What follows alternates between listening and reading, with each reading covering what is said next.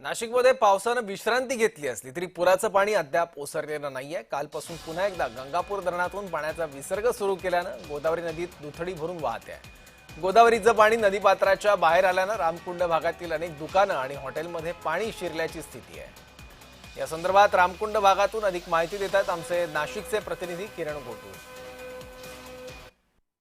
काल रात्रीपासून नाशिकमध्ये पावसाने विश्रांती घेतली असली तरी गंगापूर धरणातून मात्र पाण्याचा विसर्ग हे अद्याप कायम आहे। गंगापूर धरणातून 7,500 क्युसेस इतका वेगाने पाण्याचा जो विसर्ग आहे तो गोदावरी नदीमध्ये करण्यात येत आहे आणि म्हणूनच गोदावरी नदी ही दुथडी भरून वाहत आहे आणि म्हणूनच गोदावरी नदीतलं जो पाणी आहे आता तो पात्रा बाहेर आलेला आहे। मी रामकुंड भागामध्ये आहे। या भागामध्ये असलेले अनेक जे छोटे मोठे जे हॉटेल आहेत आणि इथे असलेले दुकान आहेत, या दुकान आणि हॉटेलमध्ये पाणी शिरल्याची परिस्थिती आपल्याला या संपूर्ण भागामध्ये बघायला मिळते।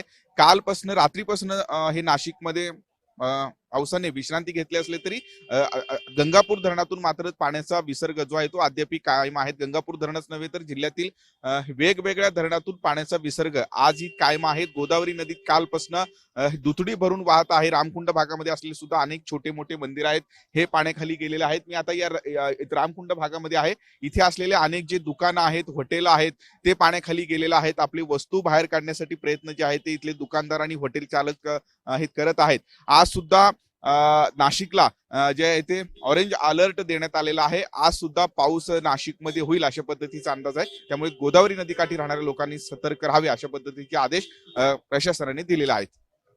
कॅमेरामॅन दीपक सह किरण गोटू, जय महाराष्ट्र न्यूज, नाशिक।